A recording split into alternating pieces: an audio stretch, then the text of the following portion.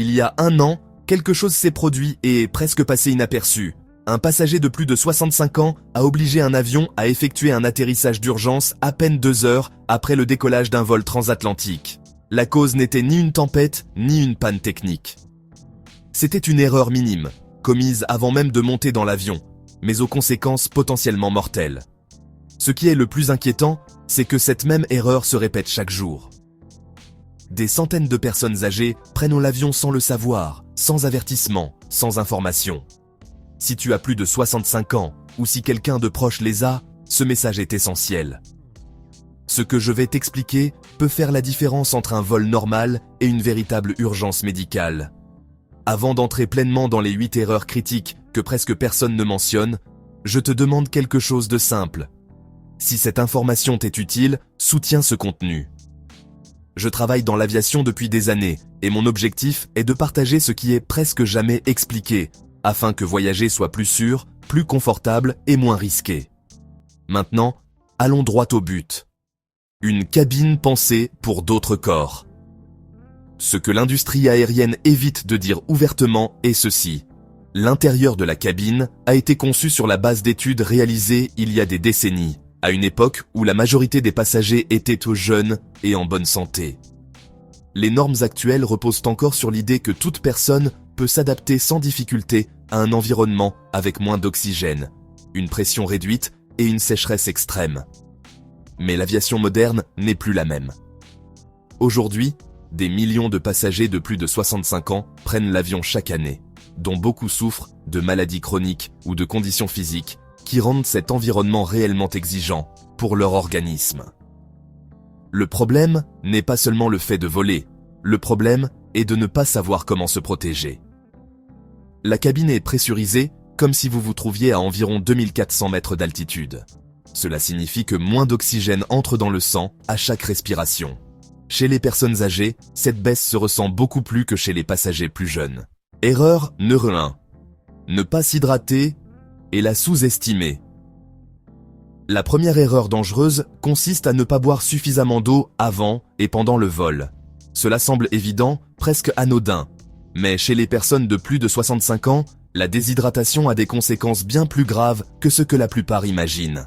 Le taux d'humidité à l'intérieur d'un avion se situe entre 10% et 20%.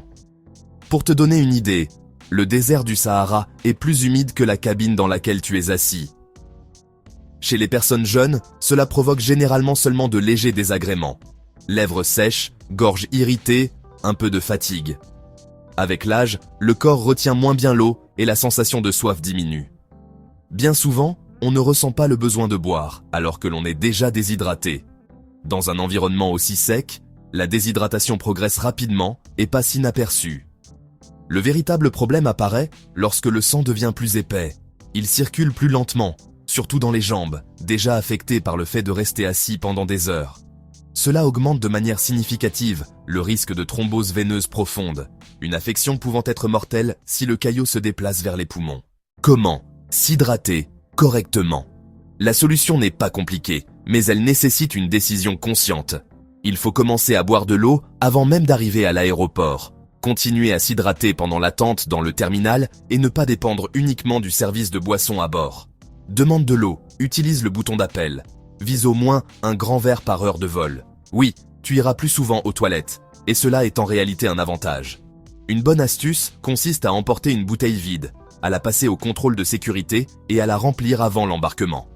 Une fois en vol, demande à l'équipage de la remplir complètement. Ce n'est pas faire preuve d'exigence excessive, c'est prendre soin de sa propre santé. Erreur numéro 2.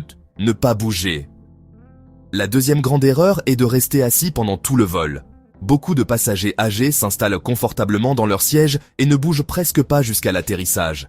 Ils ne veulent pas déranger, ils ne veulent pas paraître agités. Ils confondent politesse et immobilité.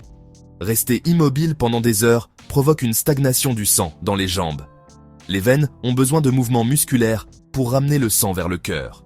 Si l'on ajoute la déshydratation, la pression réduite et le manque d'oxygène, le scénario est complet pour la formation de caillots sanguins. Le risque augmente nettement sur les vols de plus de 4 heures, et encore davantage s'il existe d'autres facteurs de santé. Mouvement minimal, effet maximal. Il n'est pas nécessaire de faire des exercices intenses.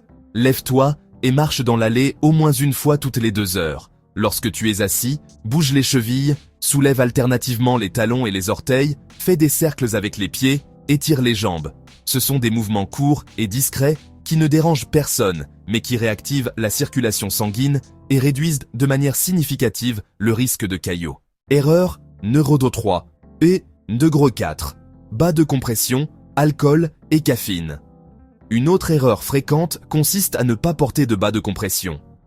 Beaucoup pensent qu'ils sont réservés aux personnes malades ou aux vols extrêmes.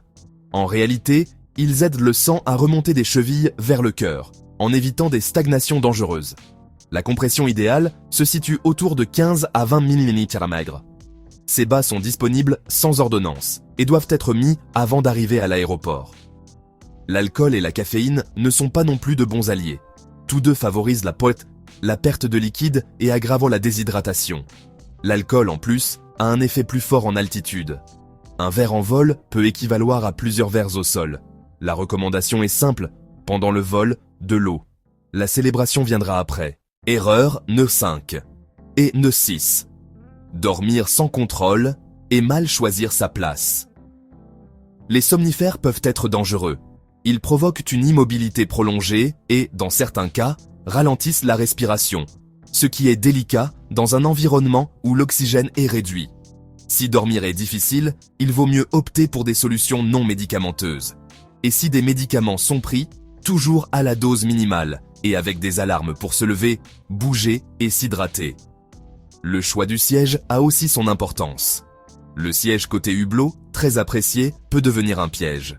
Il rend le fait de se lever plus difficile et incite beaucoup de passagers à rester assis pour ne pas déranger. Le siège côté allée, en revanche, facilite les déplacements et l'accès aux toilettes. Pour les personnes de plus de 65 ans, c'est un choix clé. Erreur, N2 sur 7 et N2 sur 8. Ne pas consulter et ne pas être attentif.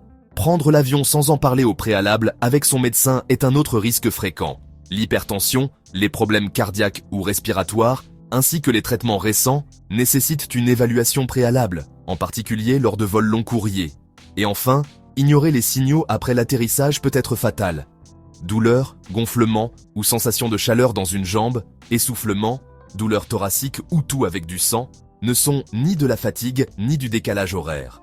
Ce sont des signaux d'alerte. Au moindre symptôme inhabituel, il faut consulter immédiatement et préciser que l'on a voyagé récemment en avion. Des informations qui sauvent des vies. Voyager après 65 ans n'est pas plus dangereux, mais cela exige davantage de préparation et de vigilance. L'environnement de la cabine représente un défi qui peut être géré avec de l'information, une bonne hydratation, du mouvement et un suivi médical adapté. J'ai vu ces erreurs se répéter de nombreuses fois. Certaines n'ont entraîné que de légers désagréments. D'autres ont débouché sur des urgences médicales qui auraient pu être évitées. La différence a presque toujours été la même, savoir quoi faire. Si toi ou quelqu'un de proche doit prendre l'avion, partage ces informations. Le ciel est magnifique. Et il mérite d'être apprécié en bonne santé et en toute sécurité pendant encore de nombreuses années.